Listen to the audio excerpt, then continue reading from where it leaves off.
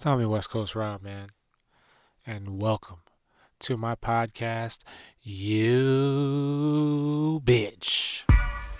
You are now listening to YeahDat, the podcast, hosted by West Coast Rob. The thoughts, views, and opinions you may hear on this show are just that. Thoughts, views, and opinions from not only myself, but from my guests. So if you don't like them, disagree with them, or whatever the case may be, well, there's a simple solution to all of that, and that's just stop listening. However, if you're eager to hear the conversation we had, sit back, turn it up, and enjoy the show. Yeah, that.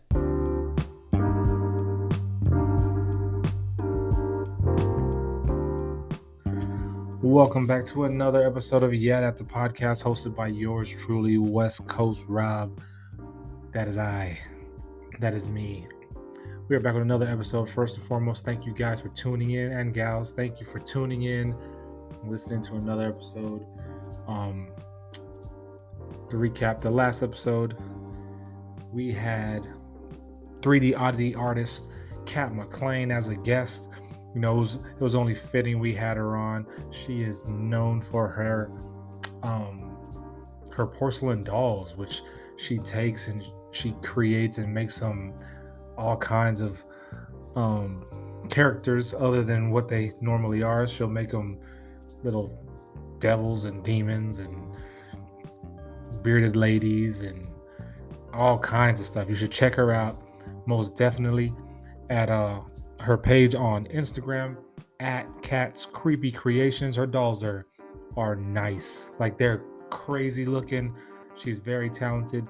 She's an oddity artist. She also does art with human bones and pictures and deer, as you've seen in the episode. And if you haven't seen an episode, check out the episode on YouTube. You can see what I'm talking about in regards to some of her art as she displays it during the interview. But also check her out on Instagram at Cat's Creepy Creations and Freaks, Antiques, and Uniques on Instagram. She's based out of Salem, Massachusetts. But that was the last episode, episode 19. Episode 20, we have special guest. You know, I mentioned it a couple episodes ago that, you know, I was intrigued with Cornhole. So I reached out and I was able to get the director of media from the American Cornhole League, Mr. Trey Ryder, as a guest today on the episode. And we just go over cornhole as a sport, you know, the beginnings, where it's going, the rules. You know, you get to know about Trey a little bit more, how he became the director of media. Prior to that, he was an announcer on ESPN, announcing cornhole, and we just go into all that. So check out the episode. If you're a fan of cornhole, like I am now, then you'll definitely enjoy this episode. So please tune in and listen and let me know what you think. Make sure you like it, comment, rate it, etc. You know what to do.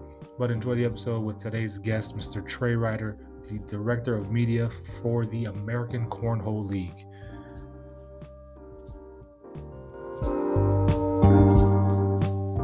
All right. So now we're good to go. We're recording. Everything's good to go. Sweet. All right. Awesome. First, I want to say thank you for taking the time out and to be on the show, be a guest on the show. Yeah, absolutely. No problem at all. If you don't mind, would you please introduce yourself to the listeners and the viewers out there? Yeah, so I am Trey Ryder, Chief Marketing Officer for the American Cornhole League, and most of my time is spent overseeing our social media content, and other initiatives for the American Cornhole League. I also do a small part of my job now is still doing some broadcasting for the sport as an analyst. Okay. But then also, like I said, things like social media, our newly launched 24-hour channel, ACL Cornhole TV, as well as our ACL Digital Network are all things that are kind of on my plate. Right on. Now, I have an abundance of questions in regards to cornhole and everything. But first, I wanna get to know you a little more though. So, Clemson alum, I've seen that in your profile. Yep, that is correct. Clemson alum. Okay, okay. Are you from South Carolina? So, not from South Carolina originally. I was actually born in Massachusetts, but moved when I was in elementary school. My parents moved me down to Charlotte, North Carolina. So Okay, that's where I okay. went to middle and high school. Mhm. And so from there, I ended up jumping over down the border into South Carolina. So Okay. bounced around a little bit, but ultimately made my way back here into Rock Hill, South Carolina, where I live now. Okay, yeah, I have friends from Rock Hill, and I know that border. It's right there on that border, so easy access to North and South Carolina. Yeah, absolutely. Yeah, right on the border. I'm about 25 minutes from North Carolina. Okay, yeah, I'm originally from San Diego, but I had to move to South Carolina, like right outside Myrtle Beach. So the Clemson Gamecocks memorabilia. Yeah. Oh yeah, I'm accustomed to all that stuff.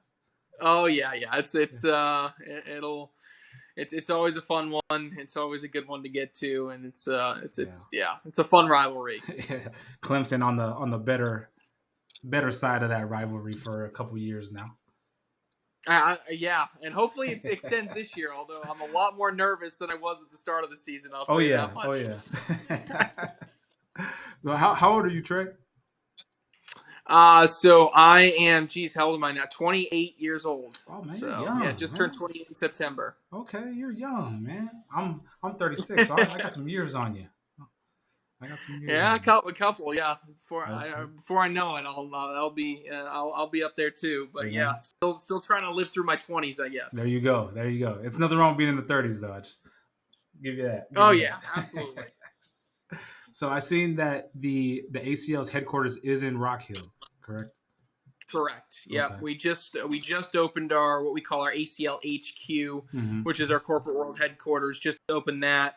Very nice. Really, we got in there for office space in around. It was late May, I think, that we got in there for office space, but we just opened to the general public in August. Okay. So it kind of doubles as a office space and also kind of what we call the ACL HQ, which is kind of like think bowling alley meets cornhole. It's kind Yeah. of one of the first of its kind facilities. We have a bar, we have 13 lanes of permanent cornhole courts, Mm-hmm. bag rentals. We open it up to court lane rentals. We have special events. We have, I mean, just a variety of different things, all centered around the HQ. Yeah, I seen it online on the website. That place looks very nice. Like very nice. Very Yeah, nice. Yeah. yeah, it's really cool. And being kind of the first of its kind, it draws a lot of eyes and a lot of attention. Okay. So what drew you to like cornhole and being a part of the organization? So yeah, so I the first time I ever went to or really saw a cornhole tournament played was at a Charlotte Knights AAA baseball game, Mhm. and I went with my dad, and we saw, we had played at tailgates, and we were pretty coordinated. My dad was a two-sport athlete in college. I played, football and baseball in high school, and so we were just like, this is, we're pretty good. Right. We could be pretty good at cornhole, right? Right. So we entered the tournament. We just got our butts absolutely kicked. I mean, it was, we had some guys in there that played on a semi-competitive basis and just waxed the floor with us. And so, we genuinely were interested, right? Mhm. I mean, for us to get beat badly at something, it was like, all right, now I gotta figure out how to get better Right. at this thing. So we got some information and really just said we want to start going to these things. Mhm. And so we kind of got plugged into the leagues around us and just started playing. And so I played until I graduated high school. And when I went off to college, I couldn't play as much. My dad continued to play, and that's why he's still really good. He's actually one of our professional players, but. Nice. Um, I continued to play after I graduated, and just getting more involved with the sport. And then the ACL came around in 2015, Okay. and they had their first championships in 2016. And so my dad kind of got involved. He met Stacy Moore, who was our commissioner, through some different tournaments that he was running in North Carolina. Mhm. And so as Stacy started to build this ACL, I was, my dad kept telling me, he's really trying to build this out, make it something really big, really special. And I was like, nah, it's not. I mean, it's just cornhole. Yeah. I love it, but Yeah. And then, they kind of got a big break on ESPN3 in 2016, and that's when my wheels started to turn a little bit like, oh, okay, this is actually something that's, Going can somewhere. be big. Yeah. So, when 2017 rolled around, I found myself more and more, just amazed with the growth and how it was building. And they were looking for a color commentator. And although I didn't have any broadcast experience, I considered myself pretty well spoken. I was someone that was very analytical, having an engineering background. Mhm. And I had a passion for the game, and I was very analytical when I thought about the game and talked about the game. Yeah. And so when they were looking for a color commentator, I kind of threw my hat in the ring, and I got a call from Stacy that they liked me enough that they wanted to give me a shot. So I flew out to Vegas and had my first event in Las Vegas. And from there, really kind of the rest is history. I did a couple broadcasts. We ended up on ESPN2 that summer in July. It was a really special time. It was really cool to be a part of it. And then my role just built from there. I started doing commentary, and then we tacked on kind of a social media manager type of role. And then on top of that, after that, we tacked on, a media director role, which was kind of overseeing a lot of different things. And then ultimately in January of this year, I transitioned full time into being a chief marketing officer. Okay, so no more commentating for you. Well, no, I still do the commentating Okay. on networks, but it's a lot smaller portion of my role now than what it used to be. I mean, that used to be everything for me, right? Now it's really like 5 to 10% of what I do now. It's just a much smaller portion. Okay, and I think that's what drew me to you because, so I'm in the military and going to parties and stuff. Cornhole's a thing, so Yeah. I never knew about cornhole until joining the military. And I'm like, what is this game that everyone loves playing with the custom boards and the bags? I'm like, what is this game? And I'm like, bro, this is cornhole. Like, where have you been? So then I started seeing it on TV, and I was like, wait, this is professional? You can be a professional cornhole player. That's nuts to me. So my neighbor this past Memorial Day, he has like custom Rogue cornhole boards. So I'm out there I'm like, I'm gonna get into this. So then I played, started watching it, and I believe you were commentating one of the events I was watching, and you were saying like the moves or something, and I was like, what? Like, what is this? So I looked you up, and that's how I got your contact info, and I was like, what is the? It was hype. I was intrigued because you were like, oh, he's about to do a blah blah blah blah blah, and then he did it. The person did it, and you went crazy, and I was like, what is going on? So I was like, I have to learn more. And here we are. So go ahead. Yeah, it's an addicting sport. Yeah. It's something that when someone we hear this story over and over again. I was flipping through the channels and it came on, and I said to myself, "What is this? Why is this on TV?" But then 10 minutes later, I found myself still watching and still interested to see what happens, and that's kind of where we like to live. We like to be subtly addicting. That's kind of the phrase we use: subtly addicting. It's something that catches your eye and keeps your curiosity just for long enough to get you hooked, and then you become a fan. Right, I'm open-minded to everything, and it's just playing it. I didn't know the point scale and all that, so today I learned the point scales and all that stuff. For those who don't understand cornhole, can you break down the general basis of points and rules and all that? Yeah, so cornhole, pretty simple game. You can either play singles or doubles, and you start by you will alternate throwing 4 bags, cornhole bags, and a cornhole bag is a piece of fabric or multiple pieces of fabric that have plastic resin beads inside of them. They are 16 ounces, so a pound in weight, and you will alternate with an opponent, throwing 4 bags each until all 8 bags have been thrown, and you are throwing them 27 feet down a lane towards another cornhole board at the other end. That cornhole board is 3 inches from the ground on the front and about 12 to 13 inches from the ground on the back. The board is a 2-foot by 4-foot board with a 6-inch diameter hole, 9 inches from the back of the board. So you're essentially trying to throw as many bags into the hole as you can. For every bag that you get on the board, you get 1 point. For every bag that you get in the hole, you get 3 points. But then we utilize cancellation scoring. So if I were to put 3 bags in the hole and 1 bag on the board, that would be 10 points. If you put 2 bags in the hole and 1 bag on the board, that's 7 points. So we would subtract those out. 10 minus 7 would be 3 points, and I would get 3 points towards my overall score. And you play to 21 or over. You don't have to hit 21 exactly. You don't have to win by 2. And so if you're in singles play, you'll play against an opponent, and then you'll both throw your 4 bags alternating. Then you'll walk down to the other end. If you're playing doubles play, I'll throw against my opponent right next to me. We'll alternate out for our 4 bags, and then my teammate is going to stand directly in front of me on the same side of the board, whereas my opponent's partner will be diagonal from me on the other end. So yeah, it's addicting, man. Do you guys do it to where, like, if you're playing singles and say I throw a bag and it's on the board, and then you throw a bag and it's on the board, is a deduction type thing? Is that a part of the rules also?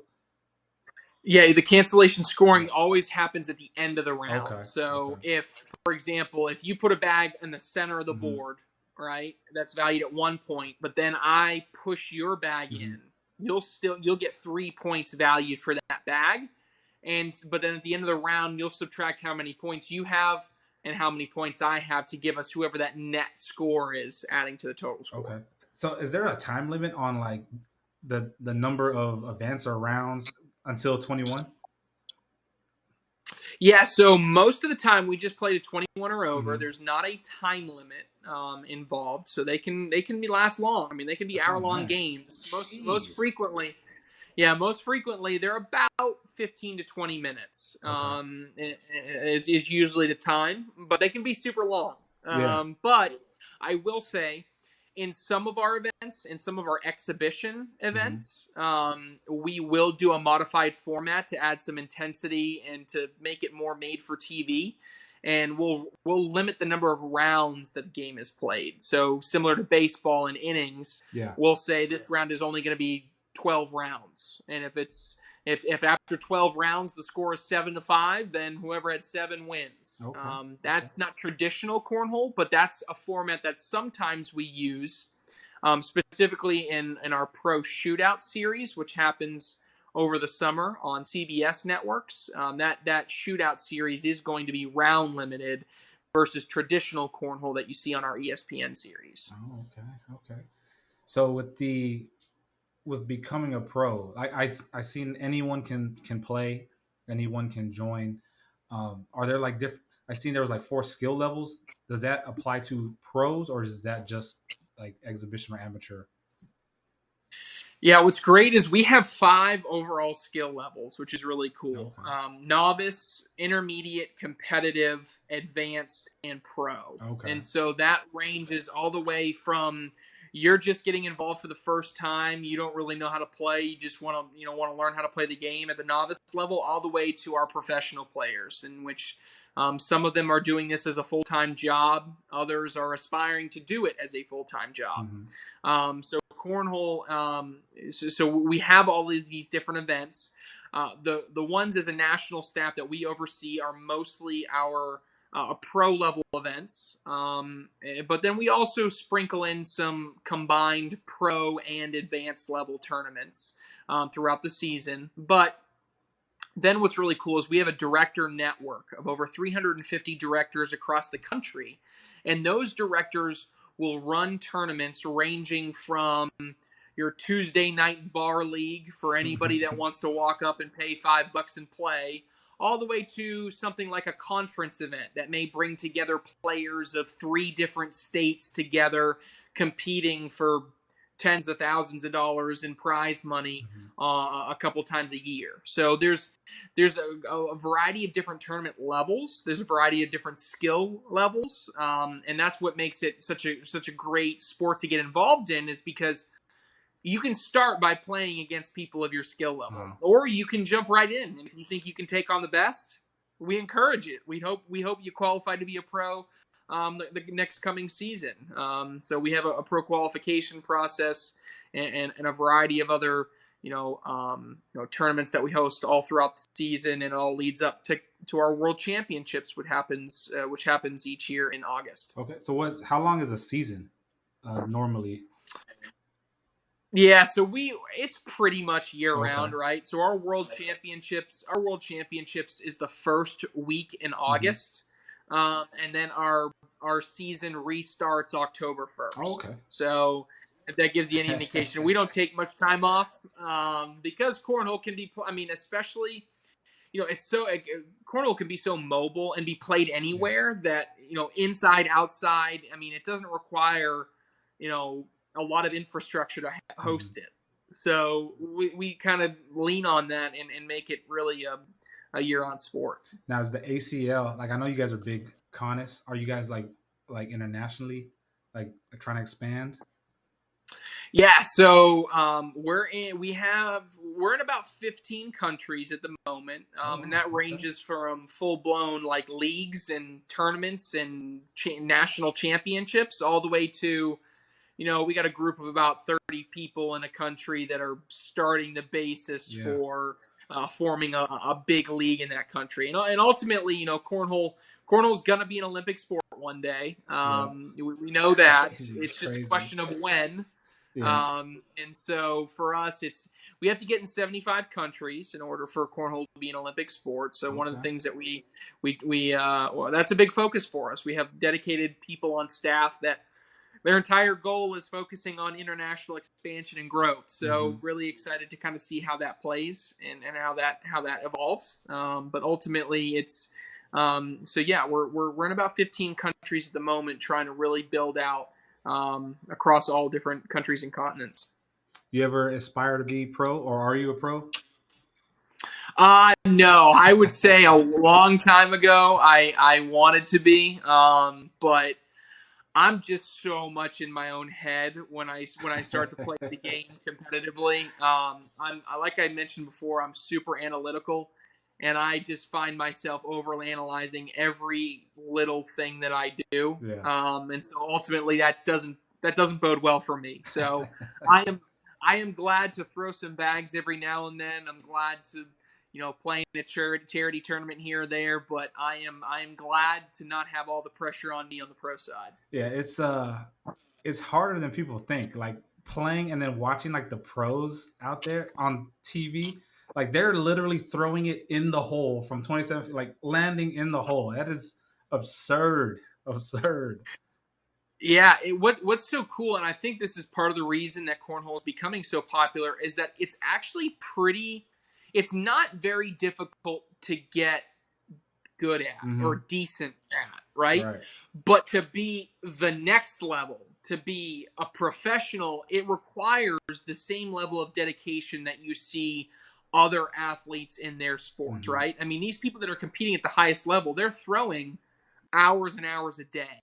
They're throwing 1,000 bags a day, right? They're training in the same way an athlete would. But what makes it so difficult is that that 6-inch hole is one of the first things that people make two comments when they don't see professional cornhole played for the first time, or they see it played for the first time. When they walk up to the boards, they go, number one is, wow, that's far away. Yeah. And number two, they go, wow, these bags are heavier than I thought they would be. So that's one thing that, it takes a long time for people to adjust and really get the rhythm down of how cornhole is played at the highest level. Yeah. Like, I mean, I got more respect for cornhole players now, like playing and then watching. It's just, you just think, oh, I'm going to toss this beanbag into this hole over here. Like, no, no, it's not that simple. Then there's like the techniques of how you throw it, and it's crazy. It's crazy. It is. It's unbelievable the control and the manipulation that some of these players have over the bags and things that they can make it do. It's just some of them are, for lack of a better word, they're just magicians. Yeah. Oh man, I can see it. Is there like an eligibility that the pros have to obtain within the season, or is once you're a pro forever? Yeah, so they do have to. They have to. There's a variety of different ways that pros can either qualify for the first time. Existing pros can re-qualify. A variety of different methods, but the easiest way to break it down is if you're a current pro. Excuse me. If you're a current pro, you can re-qualify via pro standings. Okay. If you finish high enough in the rankings, you automatically get to come back the next season. Okay. If you're not a pro, we have standings for amateurs that we call open standings. And if you finish in the top X amount of open standings, which includes anybody across the country, if you wanted to start playing cornhole and compete in open standings and finish high enough, you could automatically qualify to be a pro next season. Those are the kind of the two major ways, whether you're a pro or a non-pro. And then kind of the third way that anybody can do is every year we have a variety of different qualifier events. We have one big qualifier event at our World Championships, which people can play in and register for. It's a huge event, and we only take a certain number from each from the event. And then we also offer qualifier events for each ACL conference across the country. So you being on the West Coast, if the Western Conference in the ACL always hosts a conference pro qualifier. If you win that pro qualifier, you become an ACL pro the following season. So it's a mixture of both events and then also standings that count events throughout the course of a season. Okay. And so I'm a pro bodybuilder, so it's similar to like the bodybuilding shows. There's different shows and there's qualifiers. You win the show, then you can qualify to become a pro. Yeah, exactly the same concept. That's pretty cool. So the correlation between the two sports. Once you're in the ACL, I know there's another organization. You're not allowed to compete in that one, correct? So if all of our professional players essentially are competing 100% in our ACL Pro division, they'll compete in some other open events that we had. Remember, I mentioned open standings. They'll play in those throughout the entire season, but the slate of what we got, they're committed. They're contracted to play in our events, and they're dedicated to those. That's good. Yeah, because I seen there was another organization, and I was like, oh man, nah. ACL seems legit. So I gotta ask the question. So you guys are on the path of trying to make it an Olympic sport and building the sport. Do you guys? I mean, I know you've heard the stigma. You get the criticisms of it not being a sport or whatever. Like, what's your take on that? I take it and just say, hey, just watch it for a little bit. Yeah.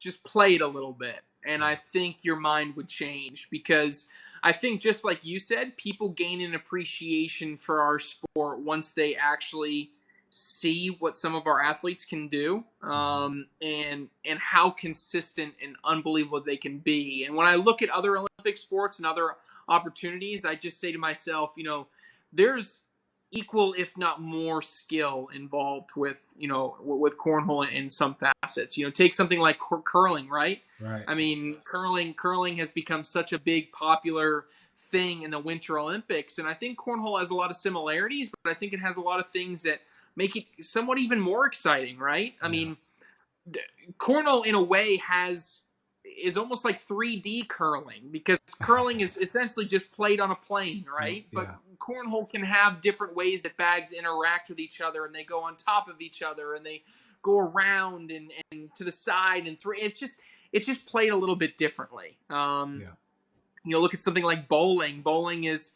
I think the one thing that separates cornhole from a sport like bowling is you can play defense in cornhole. You can't play defense in bowling. You can't play defense in golf, right? Yeah. Because if your opponent is playing the game of their life, there's nothing that you can do to stop them. In cornhole, that's not the case. If you have someone that's on a really big streak, there are things that you can do to your opponent to make them change their strategy and to possibly set them up to miss shots moving forward. Right. So So yeah, it's certainly it's a sport that gets a lot of snickers when you originally mention it, but ultimately it's something that I think people grow to have an appreciation for once they get immersed in it. Right. And I don't see why it couldn't or it won't be an Olympic sport. I mean, people, like you said, those two sports you've referenced, and then there's like airsoft and just other like archery. I mean, there's other sports that are, Right. So why not?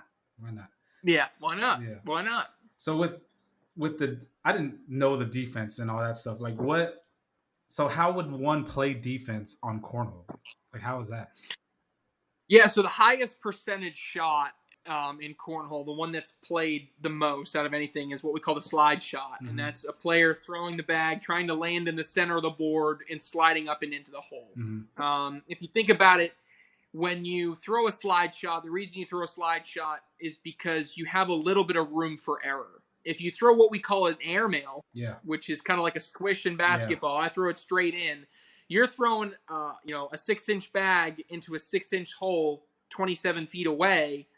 Statistics tell you, with no defense, that's a harder shot than that's actually a harder shot than an NBA 3-pointer. Mm-hmm. Now I know that get a lot of eye rolls and everything like that, but in all seriousness, statistically, that is the case. Of course, it makes sense. So what a slide shot is just higher percentage because you don't have to hit exactly on a dime every single time.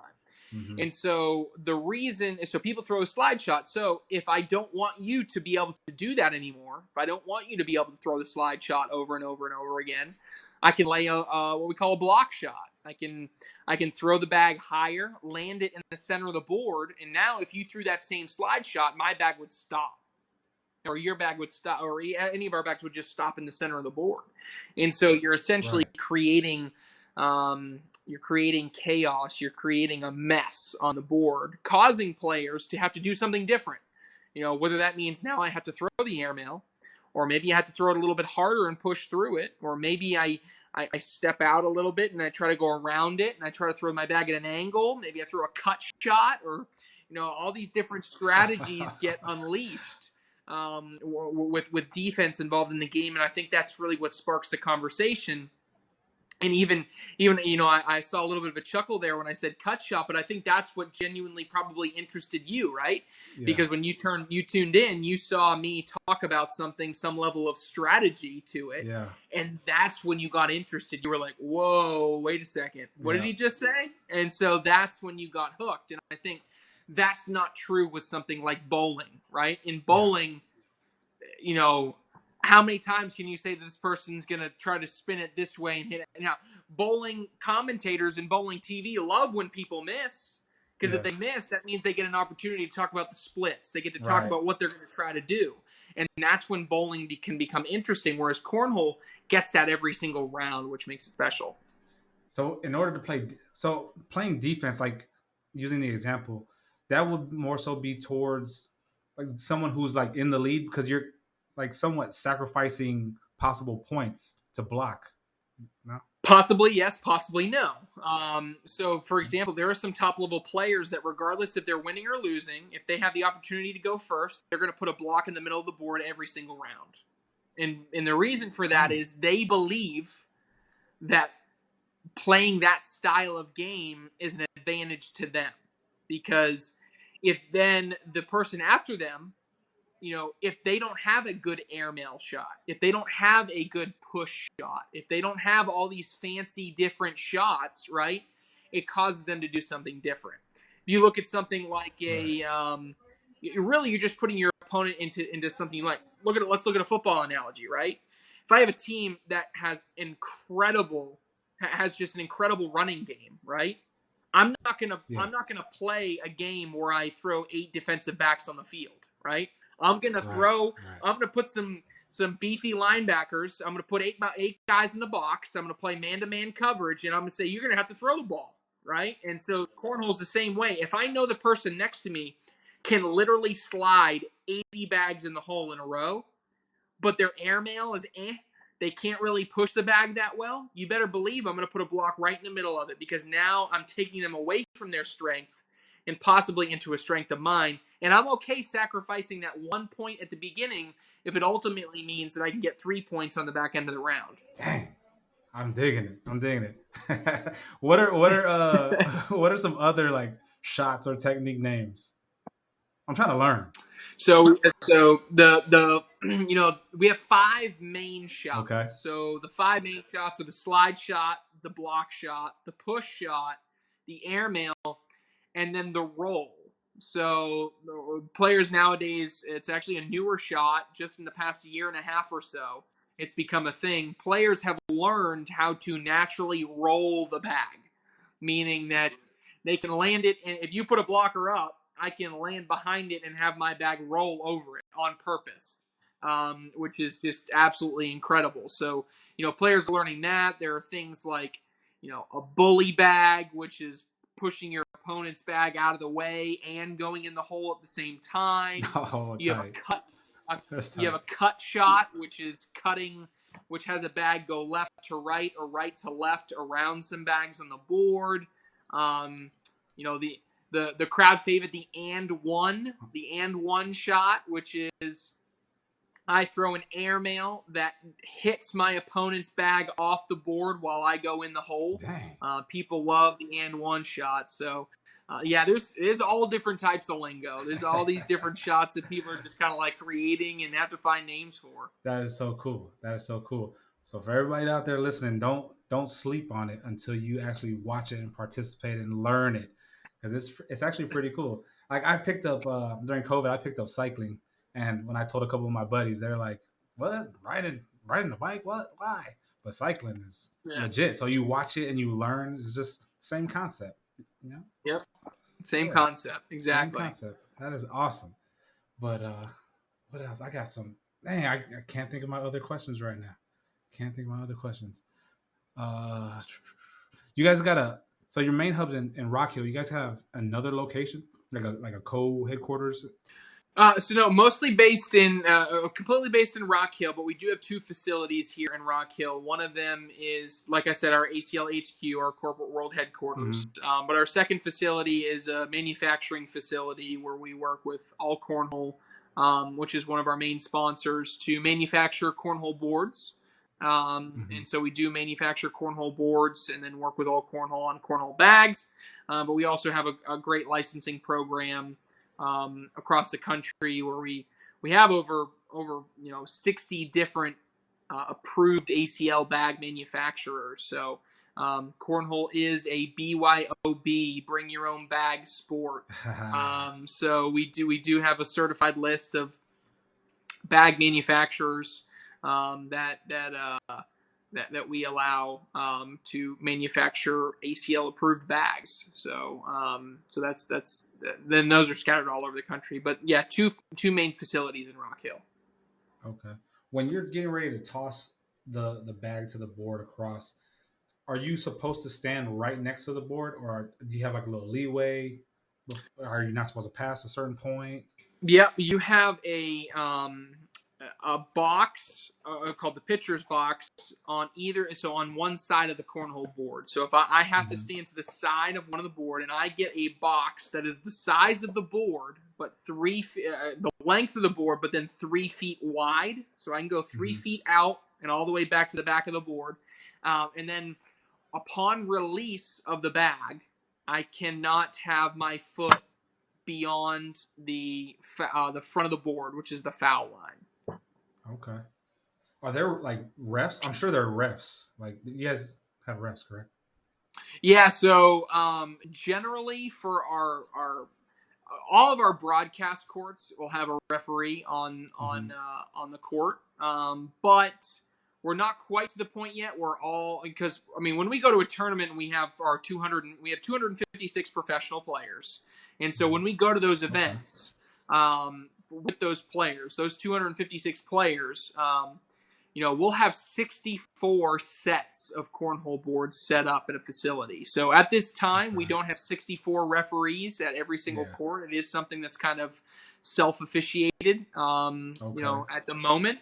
There will come a time where that changes, but we're not quite there just yet. Okay. Because I was wondering, like, how do you qualify and become a ref? Like, do Yeah.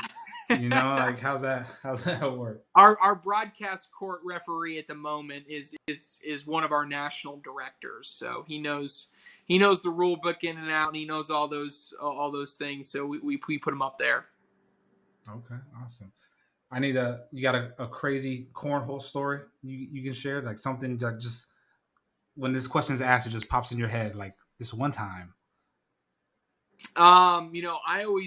One of the things I always point to is, what happened with us with COVID. I mean, we had an event canceled when COVID first hit.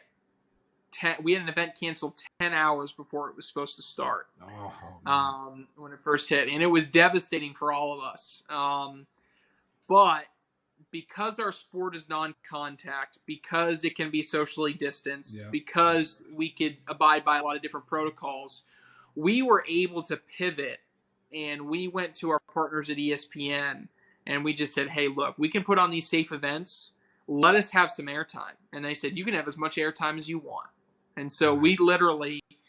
we were literally on ESPN in 2020 for 8 straight weekends on the main ESPN channel for 4 hours at a time.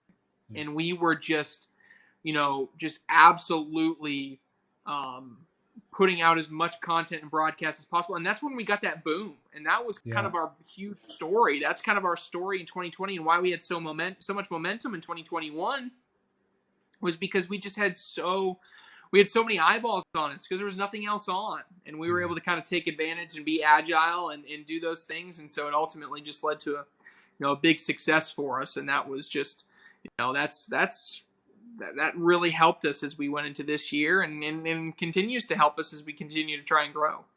Yeah, I think that's when I was introduced to the ACL was during the COVID time of last year, because I was flipping through ESPN, and I'm like, what? Cornhole's on TV? Like, what is this? what is this? So yeah, I was introduced during the COVID time, and then it was like you said, it was just on and on. So I would watch it, and then I would change the channel. Then I would flip through it, and I'd watch it again, and I would stay a little longer. Then I would change the channel. I'm like, all right, okay, that's you can't help but appreciate like cornhole's on TV. Like that's cool. That's cool. Like new sports getting their time on TV. Like that's cool to me. Like good for them. Good for you. Yeah. It was a big year for us. Yeah. So I have nothing but good vibes to give you guys, and I wish you guys nothing but luck in the future. I appreciate that. I appreciate your time on here, Trey. Shout outs before we go. I've taken enough of your time. Yeah, no, absolutely. I mean, anytime if someone's interested in learning more, they can always go to iPlayCornhole.com. That always has all the most up-to-date information on our national schedule, on our broadcast schedule, as well as just how to get involved if you're just looking to even start at your local Tuesday night blind draw bar league. There are opportunities for everybody. So iPlayCornhole.com. You can follow us on social media. We're on Facebook, Twitter, Instagram, TikTok, YouTube. You can find us everywhere. So, all of them. You're on all of them. We're all over the place. Right on. Well, Mr. Trey Ryder, I appreciate the time. I truly, truly appreciate you taking the time and being a guest on the podcast. And thank you so much. I have a newfound love for cornhole. I love it. I truly do. I truly do. Yeah, thank you so much for having me. I really appreciate it. Yeah, I appreciate you. This weekend, my neighbor, he has family over. I'm going to tell him to pull him out. I'm going to be like 27 feet. Like, let's go. Let's go. There you go. I love it. I love it. Trey, thank you again for your time, and I appreciate you being the guest. Thanks. Appreciate it. All right. Thank you.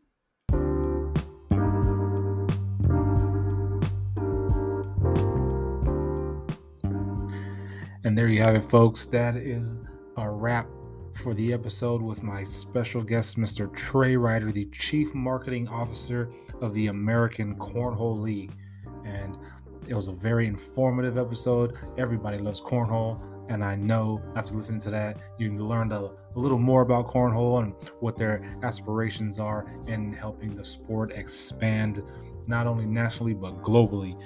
If you're interested and want to learn more, you can go to iplaycornhole.com, and it'll right there, that website will tell you everything you need to know about cornhole. If you want to reach out to American Cornhole League's Chief Marketing Officer, Trey Ryder, you can reach him on Instagram at TreyRyder707, or you can hit him up on Twitter at TreyRyder_ACL, or you can follow the American Cornhole League on Instagram at American Cornhole League. Once again, thank you to Trey Ryder for taking the time out to be a guest on the show. I truly appreciate you and appreciate your time. And thank you everybody out there for listening. And I hope you enjoyed this episode as much as I did. It was a fun one. I learned a lot. So when you see cornhole on ESPN, take the time, watch it, listen, learn. It's quite entertaining. So just be open-minded, give everything a chance, and you never know, you might just become the next American Cornhole League pro. Who knows? But thank you all for listening and for tuning in. For those of you interested, you can watch it on YouTube. Just type in YeahDat the podcast, or type in West Coast Rob, and it's uploaded on YouTube. But thank you guys for listening, and make sure you do leave a comment, a like, you subscribe, you tell your friends about the episode. Until the next episode, thank you guys again and gals for listening to today's episode with Mr. Trey Ryder, American Cornhole League's Chief Marketing Officer. And until the next episode, YeahDat.